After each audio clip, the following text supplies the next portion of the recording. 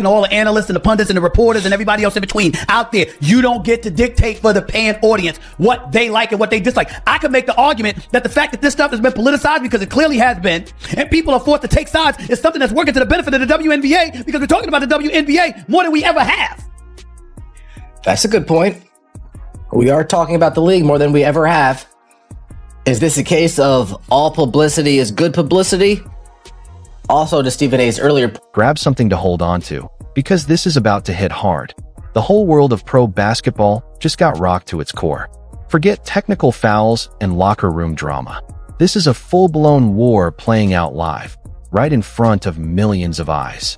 Behind closed doors, the media is in full panic mode, trying to control a story that's already spiraling out of control.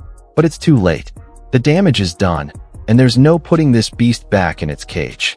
About it, I don't believe Sophie Cunningham will be with the Fever next year. I said this before. I didn't think she was going to be there this year because of the bad press. Now, everything that Sophie Cunningham did this year put the Indiana Fever and the entire league on notice. I'm sticking by it. I think they're going to try to Colin Kaepernick her, bro. I really do. It goes on to say the 30-year-old guard who joined the Fever in 2025 after 6 years with the Phoenix Mercury signed a 1-year deal for 2026 that ends soon, fueling speculation about her exit. Her summer ESPN comments wanting to protect young girls from competing against biological men, which she called common sense, drew cheers from spectators and boos at games. Backers highlights her three-point shooting, enforcer style, and broad apparel, arguing the WNBA needs her more than she needs it amid rumors tied to her views. Yes, Sophie Cunningham, whether they like this or not, Stephen A. Smith stepped onto that first take set like a fighter walking into the ring. He stared straight into the camera and threw a verbal haymaker that landed clean. For weeks, he tried to play it safe, dancing on both sides of the fence like a politician. He backed the league's bosses one day, then tossed a bone to the angry fans the next. But yesterday, that balancing act finally broke, and it broke hard. Sports media exploded into chaos. Stephen A. tore up the rulebook and set the whole studio on fire. This t-shirts during overtime and told us we had to leave, and this is for the girl, or cover our shirts. This just happened. It's crazy, right? It's totally crazy. That's the mother and daughter team that just the other day were kicked out of the game in Atlanta. It turns out they paid like $1,000 for their tickets, which everybody was like, oh my God, $1,000 for a WNBA ticket? Like that in and of itself is shocking. And then they get kicked out because they're wearing XX and XY. Just like Cantor was kicked out of the game last night because he was wearing a woman and what she is, the definition of a woman. And it's so funny to me. It's so weird that this is becoming such a big thing. Like, honestly, you really have to make that big a deal of it? Apparently they do. There is a school of thought there that is like uber progressive and uber crazy in the athletic world and embodied by so many of these people that are in the WNBA. And they don't like what Sophie represents for a whole lot of reasons, right? Same thing with Caitlin Clark. You know the drill on that. And then you get, the Megan Rapinoe's of the world even, that it feels so inclined to weigh in on this too. Like, Megan, really? Didn't you play like a bunch of 15-year-old boys and they whipped your you-know-what pretty darn fast? Like, you can't play against men, Megan. Like, what are you thinking? And the spark that lit this whole fire? Veteran guard Sophie Cunningham. She did something the front office sees as the ultimate crime in sports today. She told the truth, straight up, no filter, right to the public. No hiding behind sponsors. No sticking to the safe, scripted talking points. She spoke up about fairness in women's sports and pulled back the curtain on some serious hypocrisy inside the league. And now, the people at the top are quietly working to end her career. Wake up and say, I'm a female and I want to participate in the NBA according to the letter of the language of the law, you can actually get away with it. And that needs to be clarified. Clearly, that's a political position to take. And I think on one hand, Enes Kanter was very wrong. It was a classless thing for him to do. Well, I don't even think it's a political issue. That's the craziest part. It's not a political issue. It's a common sense issue. The WNBA, they maybe have turned it into a political issue because they refuse to use basic logic and anatomy. But it's not really a political issue. Or it shouldn't at least be a political issue. Maybe that's a better way to put it. It shouldn't be a political issue because it's common sense. But it's a political issue because those who are delusional have been catered to for far too long. To now they're believing their own delusions, and common sense needs to step in every now and then and just smack you over the head. Because it's not, the ladies that are playing don't have anything to do with this. The league does. Its collective bargaining agreement may be the case. The liberal tilt that it has might be a cause or a cause effect to some degree. I get all of that, but the actual ladies that are involved, they have nothing to do with this, and they don't deserve to be agitated the way he clearly was willing to do in attendance at the game. It wasn't just about him standing, but he was just about to step to her. You got no business doing that. He was just about to step to. You don't believe that, Stephen A, do you? You don't believe that, Stephen A. She ran across the entire court. She went from one side of the court to the other side of the court to get into his face. You don't believe he was going to step on the court, do you? Behind closed doors, a group of powerful team owners called an emergency meeting. And this wasn't about handing out a fine or a short suspension. No, sources say they were hunting for a loophole. A way to ban her for good. To rip up her contract. To wipe out every endorsement she'd worked years to build. This wasn't punishment. This was an execution. A message sent straight to every locker room in the league. Step out of line, and this is what happens to you. She she sprints down across the other side of the court, barking at him, losing her mind.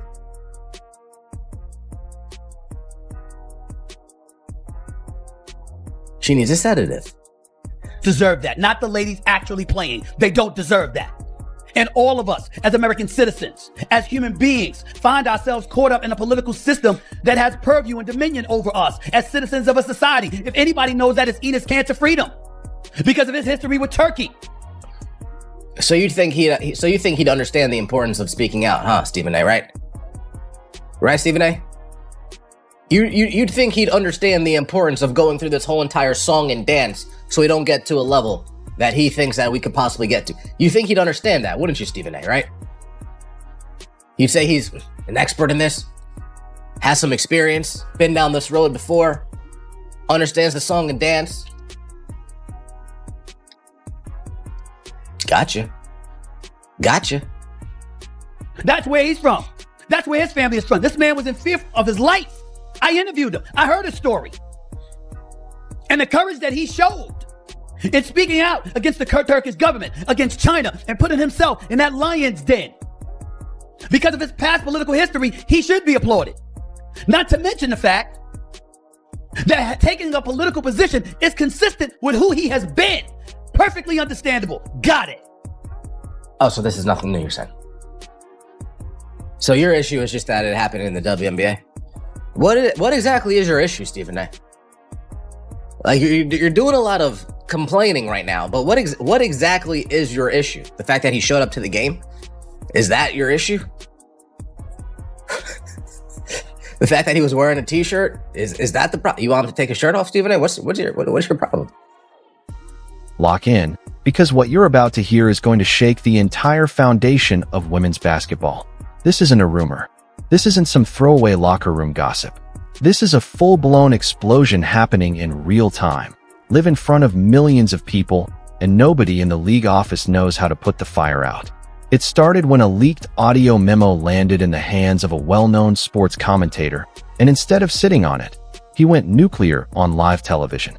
Producers were reportedly begging him in his earpiece to cut to a break. He didn't listen. He looked straight into the camera and told the world that a group of team owners were operating like a criminal syndicate, running intimidation plays behind closed boardroom doors. In that moment, the polished corporate image of the league cracked wide open, live, for everyone to see. At the center of all this chaos is one player, veteran guard Sophie Cunningham. Reports are now swirling that her own team may cut her loose the moment this season ends. Her future in the league is suddenly hanging by a thread, and the timing is not a coincidence. People are connecting the dots straight back to her outspoken comments defending fairness in women's sports. Just look at what's been happening around the league lately. Fans have noticed strange, almost coordinated behavior from certain players during pre-game moments. The kind of thing that makes you tilt your head and ask, wait, is that intentional? And now sources close to the league are saying the front office is quietly plotting to make sure Cunningham never plays professionally again. Not a suspension, not a fine, a full and permanent blackball. People are already comparing it to what happened to Colin Kaepernick. Once a player gets painted as too controversial, no front office wants to touch them, no matter how talented they are.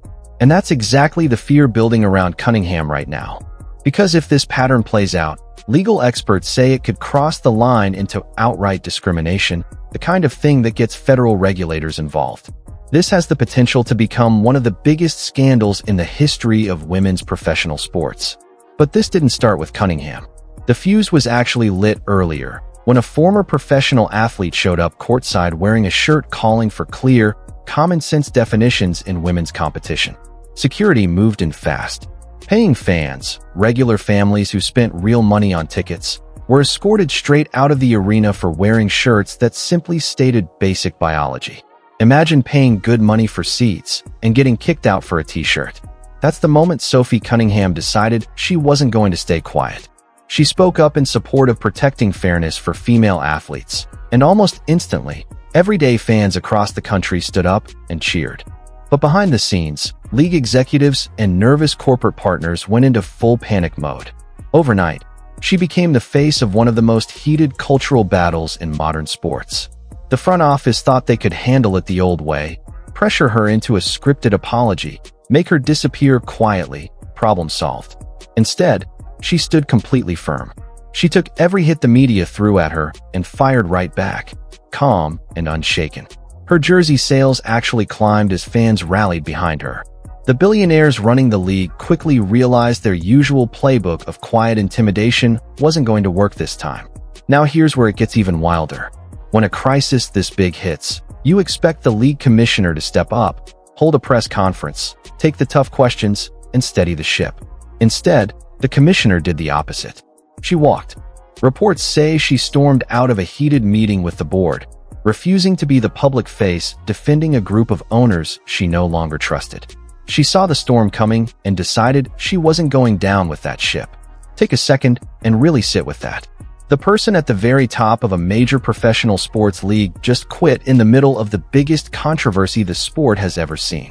That leaves an empty seat at the top, right as the whole organization is at war with itself.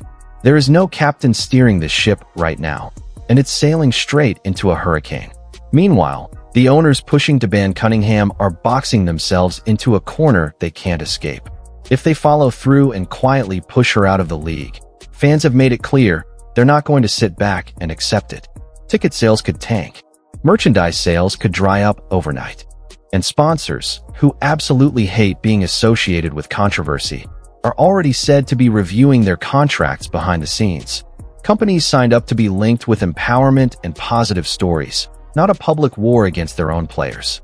If the money starts pulling out, the entire financial structure holding this league together could crumble fast.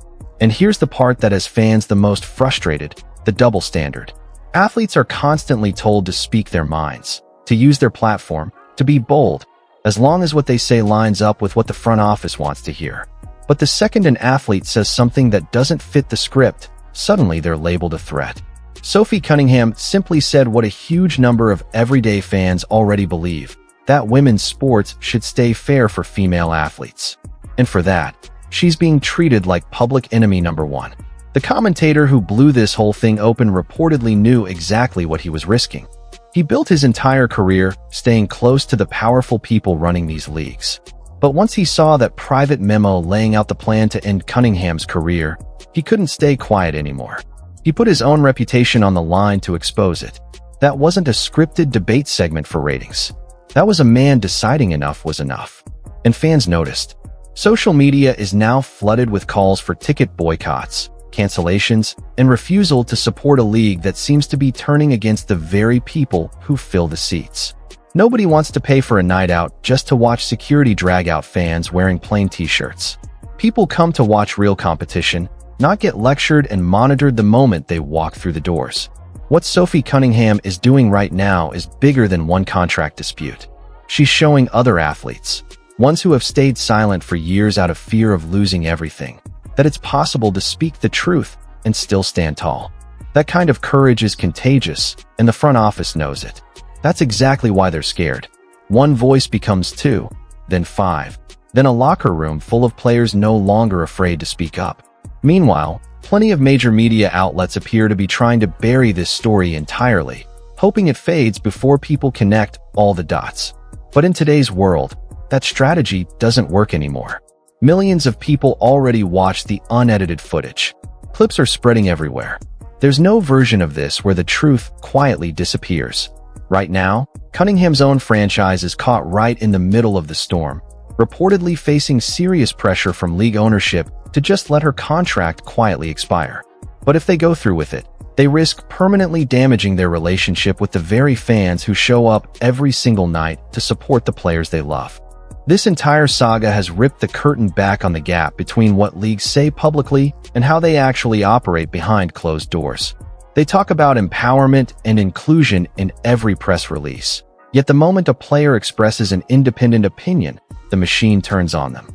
Fans are done pretending not to notice. And legally, this could get very serious very fast.